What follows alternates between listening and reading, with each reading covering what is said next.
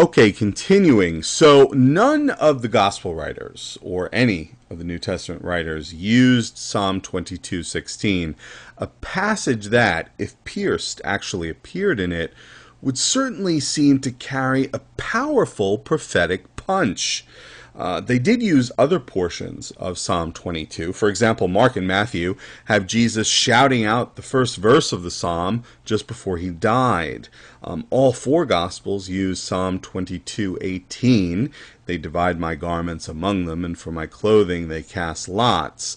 But never Psalm 22:16. Even some Christian apologists concede, quote, that silence carries some weight. Christian apologists have been buoyed by a discovery among the Dead Sea Scrolls that was published back in 1997, namely a fragment that contains Psalm 22:16, which would be the oldest existing textual witness dating back to about the middle of the 1st century CE.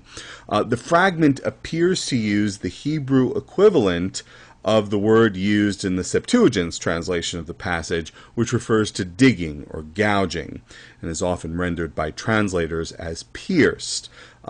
Despite this find, perhaps even because of it, the controversy continues, with some scholars arguing that it's problematic to have a verb that refers to the digging of ditches and wells used as a reference to piercing hands and feet with nails in crucifixion. Ultimately, it seems to me the most one can say for certain is that Psalm 22:16 is an extremely controversial and uncertain passage that the New Testament writers passed over, and that even in the textual witnesses touted by Christians does not clearly refer to the piercing of hands and feet that would occur in a crucifixion.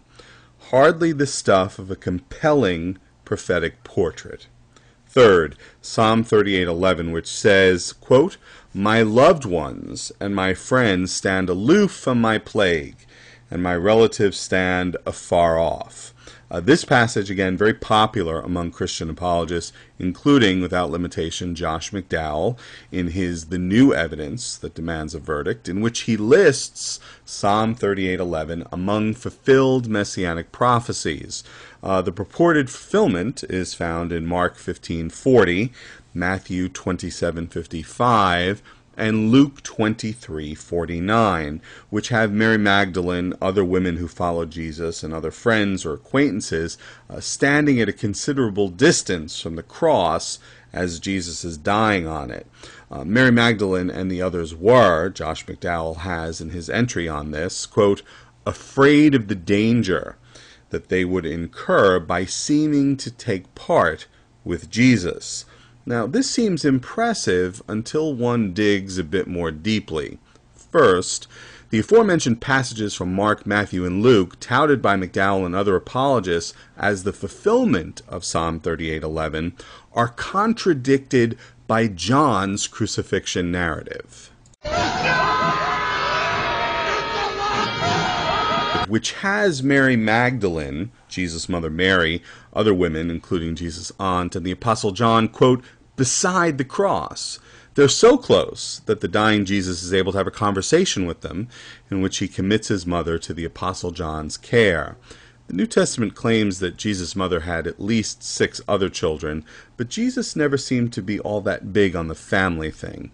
In any case, here they are, Jesus' relatives and friends, standing at the foot of his cross, speaking with him. Aloof? Far off? Not according to the author of John's Gospel. Second, if one looks at the full text of Psalm 38, one sees that the person, more correctly penitent, portrayed in the psalm presents a number of problems for traditional Christology. The penitent of Psalm 38 is an anxious and foolish sinner with burning loins. Let's listen to a bit of what he has to say. Verses 3 and 4.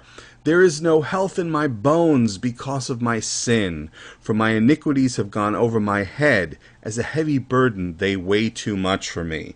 Verse 18. I confess my iniquity. I'm full of anxiety because of my sin. In verse 5, he talks about his folly. Is this a description of Jesus that Christians are willing to embrace? That seems highly unlikely.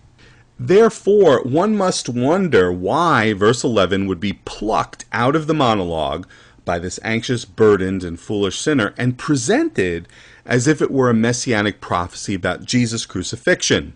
Farrell Till, a former pastor, hits the nail on the head in his 1996 Skeptical Review essay entitled Prophecy Fulfillment, an Unprovable Claim. Till writes in reference to gospel writers, but it applies also to Christian apologists, quote, "The gospel writers were desperate to prove that their man Jesus was the Messiah who had been promised in the Old Testament. Since there really were no prophecies of a virgin-born, crucified, resurrected Messiah in the Old Testament, they had to twist and distort to give the appearance that Jesus was the long-awaited one."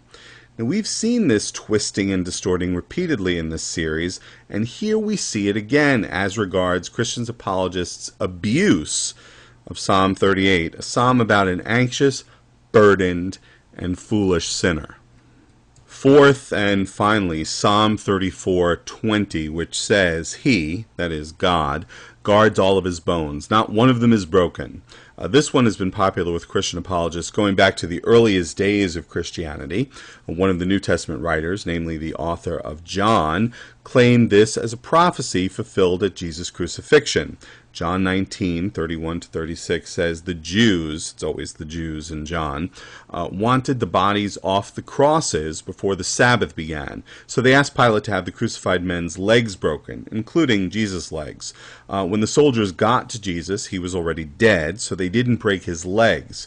The author of John claims, quote, "This came to pass that the scripture might be fulfilled, not a bone of his shall be broken."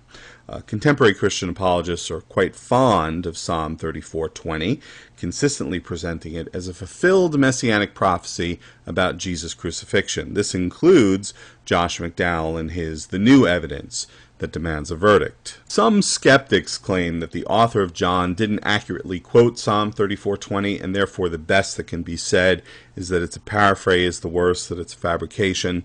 While the author of John's Gospel is not above attributing statements to the Hebrew Scriptures that don't actually appear in them, see, for example, John 7:38, which has Jesus speaking, quote, "He who believes in me, as the Scripture said, from his innermost being shall flow rivers of living water." There is no such passage in the Hebrew Scriptures. However, with respect to Psalm 34:20, the author of John basically gets it right. The text is there, at least.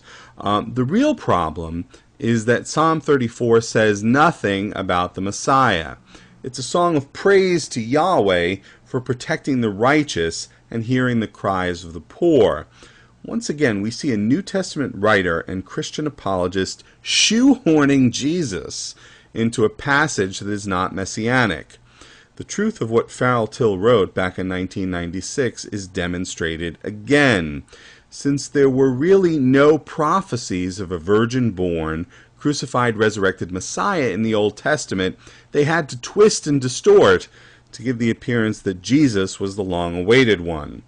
In other words, the Jesus story just didn't fit the actual messianic prophetic portrait, so Christians made up their own prophetic portrait based on misquotations, mistranslations, and misapplications of passages in the Hebrew Scriptures. Jesus is not the Messiah. Thanks.